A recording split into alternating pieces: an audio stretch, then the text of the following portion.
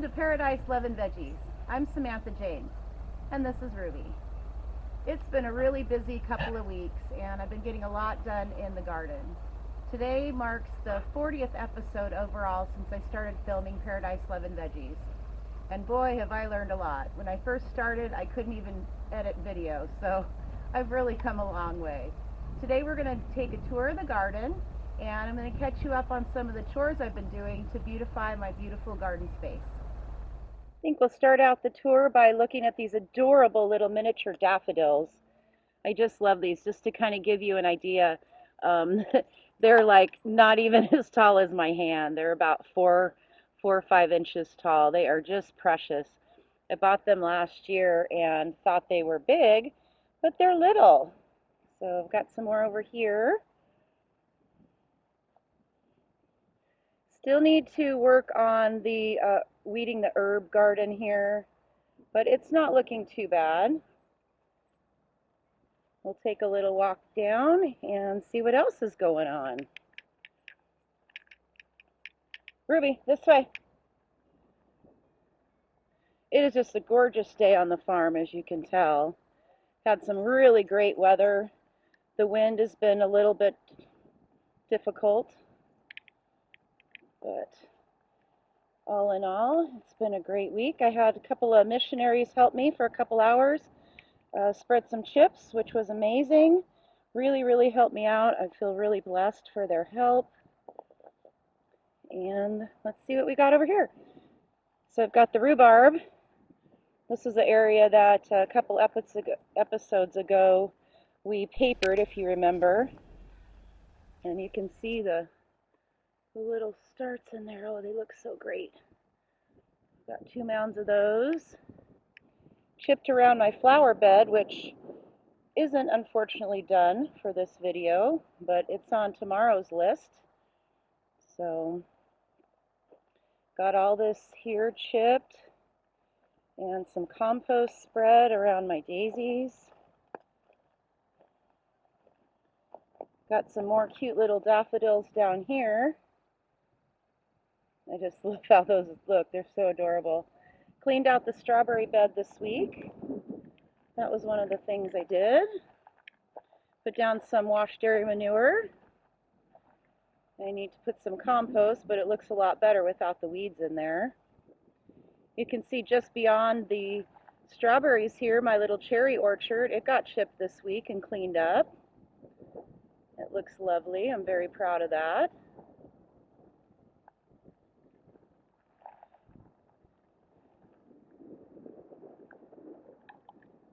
Got some potatoes planted over here under the straw.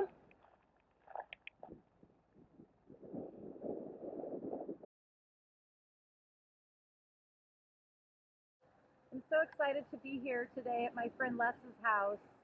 Last fall I marked some dahlias, and he said that he would give me some tubers. So today we're going to dig them out, and then I'm going to go back to the farm and get them planted. Thanks for letting me come by today, Les. Yep, you're welcome. I'm so excited to get these dahlias out of here, over to my place. It's going to be nice. Very nice. I don't know how wide around here we've got to go. Grass out of here. We'll have something.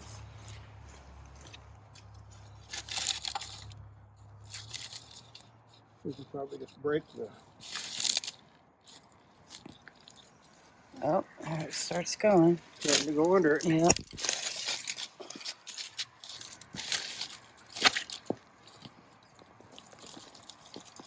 It's going to weigh a few pounds. Yeah, I could see that.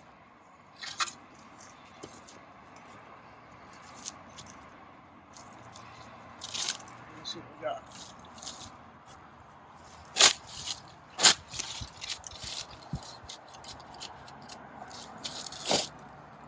This one here's got nice big flowers.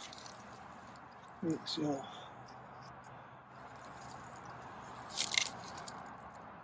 I don't know if to move them.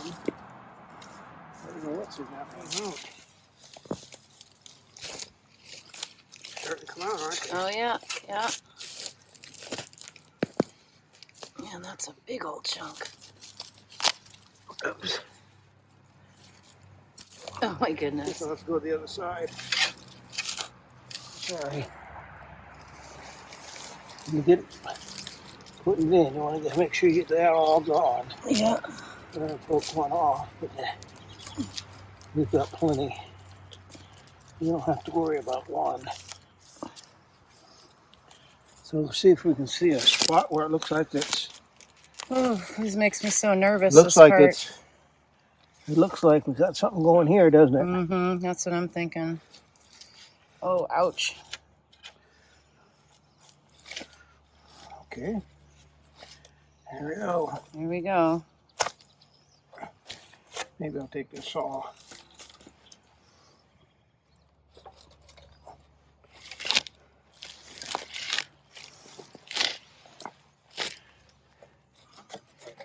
Okay, here we go.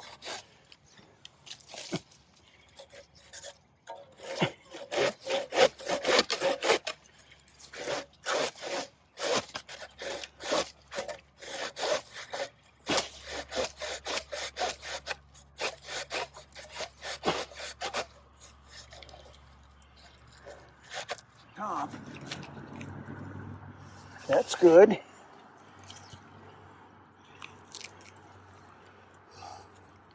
Those are good. Mm-hmm. We saw it right down here.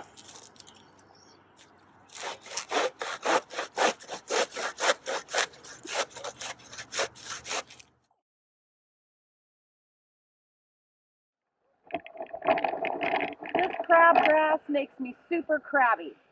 But the good news is I'm on my last hole. I've dug these and I'm going to, the soil looks pretty good. It's got a little bit of more sand than a lot of the soil here at the farm, so I'm not going to add any sand to it. I'm certainly not a dahlia expert by any means, but you know, I like to experiment, so we'll see how it turns out. I'm going to add a little washed dairy manure in these holes and just kind of mix a little bit of soil just to give it a little bit of extra, what I like to call soil protein. I think that washed dairy manure is really working well for me this year. So I'm going to add the washed dairy manure, and then I'm going to plant the dahlia tubers. This is that washed dairy manure, and you can just see it's like super yummy. Gosh, I really like this. It's basically just reconstituted earth, right? From when the cows are eating the grass and they go poop, and this is like, I don't think you can really get any finer compost than this, quite honestly. I've used a little bit in the past, but this year I'm really starting to use it more because I have it available to me, and just really happy with the results. I'm adding washed dairy manure to each hole, and then I'm going to take the shovel and just kind of mix it in a little bit at the bottom. Well, the sun's setting pretty quickly, so I really want to try to get these dahlia tubers in the ground. So I have this big tray, and I'm going to work on splitting them into only 9 chunks. It's going to be kind of mix and match. I know this probably isn't good to do, but I'm going to do it because kind of have a limit on space, and I didn't mark the plants at Les's house. I just tagged them, so I don't really know what they're going to look like anyway. So I like surprises. So like I said, I'm going to divide the dahlias that I have here in the tub into 9 different chunks. I am going to mix and match a little bit, which I'm sure is not the correct way of doing dahlias, but because I'm limited on space, I want to make sure I can get all these into the ground into my dahlia garden area. So it'll be quite a surprise in the spring to see what grows up here. I've added the washed dairy manure at the bottom of the hole, and now I'm just going to try to figure out which clump is bigger and assort them according to the hole size, so I don't have to do a whole bunch more digging, and then I'll get them planted. When all is said and done, I'm going to plant these between about 3 and 5 inches deep. So there's 3 parts to a dahlia. There is the body, And there's the neck, and then there's the eyes. This one might have lost the eyes.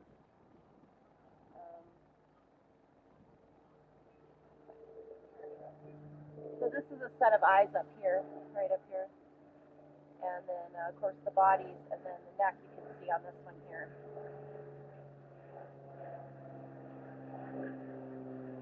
So these don't need to be down very much. You see a stem, you want to go ahead and put the stem up. And a little growth there. I thought that was a crabgrass.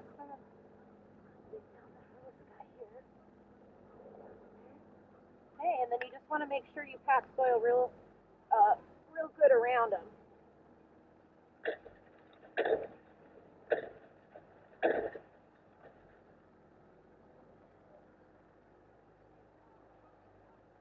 All right, oops, got him. Okay. Now to do this 8 more times.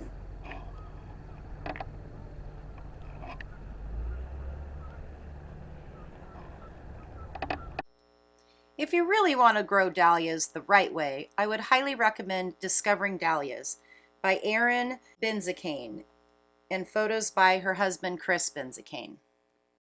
This book is amazing, and it has a step-by-step guide on how to do dahlias actually the right way. Now I'm just going to add a little bit of compost on top and call it a day.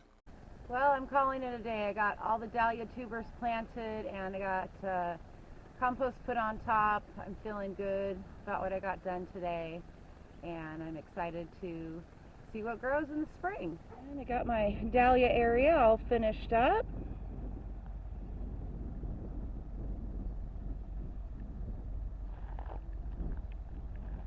Lavender area got re-chipped.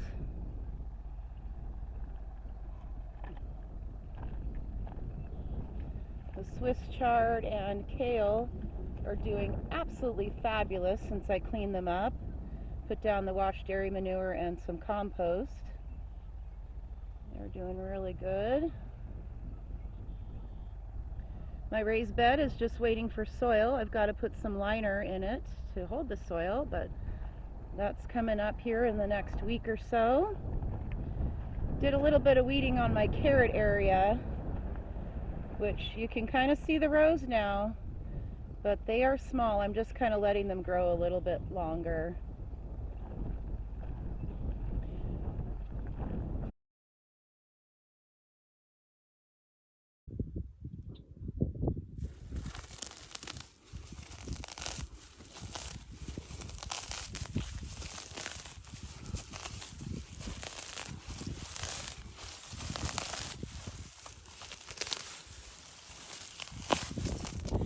So these are the slugs that I found in just this little tiny space right here. That's it. There's another one right there. That little stinker pot. So this is why it's really important to go through. Don't think that during the early spring there aren't things going on in your garden, because there can be evil things going on. So preparing it for spring, I am going to dispose of these slugs and get down some organic mix that I'll show you guys that actually will make a difference here, because this is crazy. It's like a 14-inch by 12-inch area, and there's like 8 slugs in my hand, and I can see on the ground there are probably at least 4 to 6 more. So gotta remedy this. This is a beautiful example here of if you would have just seen this on your plant, you would have wanted to say, oh, this is done, right? But this is spring. This is a collard green that is absolutely gorgeous. It's a beautiful evening on the farm, and I'm super excited to be finally kind of taking care of these collard greens. So I have cleared away the weeds, and now I'm going to work on putting some of my new slug management on them, and then putting a little washed dairy manure and kind of papering them up and putting some compost around so that they can hopefully exist a little bit better.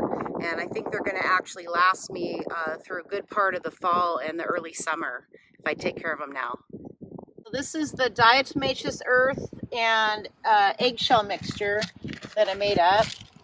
And I'm just spreading it around these plants because, as you can see, and I showed you earlier, they are just eaten to ways. So I'm going to spread this around, and then I'm going to put washed dairy manure as some little bit of energy protein kind of for these guys.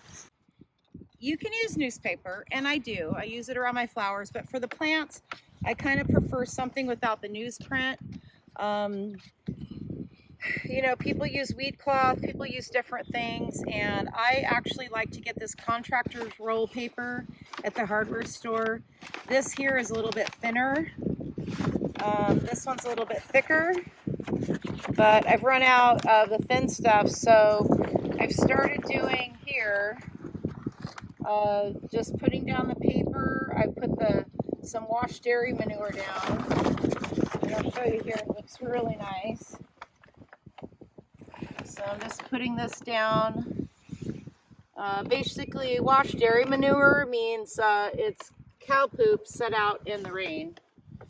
I mean, from, you know, probably dairy cows mostly, but it's really good stuff. Worms love it, and so I'm kind of doing a double worm thing here. I'm putting down the washed dairy manure just to give the plants what I would say is a little bit more like people need protein. And then here's a terrible slug. We got rid of a bunch earlier. I'm gonna just chuck him away. And this washed dairy manure is good stuff. And I'm gonna put down this paper and cover it with compost. And I'm not using a whole bunch. I'm using a couple handfuls. You know, maybe per plant, just kind of around, give the soil a little bit of a boost. The wind out here in the valley can be pretty severe, so I normally just put down a little bit of paper and then about maybe 1.5 to 2 inches of the compost on top, and I just do a little bit as I go. Otherwise it gets to be really crazy trying to keep the paper at bay in the wind. There's still going to be weeding to do in the garden, so I don't get too crazy putting the paper right up against the plants, but it definitely helps a lot. Cleaned up this collard greens area, and they're doing a lot better. Can't see with me in the shot there. So I'm really happy how those look. Put some washed dairy manure over here on my raspberry area. Did that this morning. It looks really good. And my hugelkultur area is doing well. Last fall I had planted, well, not even planted, just sprinkled a bunch of seeds out here, and you can see these are poppy seeds, and they've just really taken off. I'm really excited to see how this area turns out this year. So hugelkultur is a really neat theory. Basically start by putting woody debris, big logs, and you kind of, I guess I'd call it narrow it up. So you start with big logs, and then you get smaller branches, and then you cover the top with soil. And it ends up creating a perfect growing environment as it breaks down. So really excited to have finally put in a hugelkultur area, and it'll be interesting to see what grows. Noteworthy are some little volunteers here, if you can see.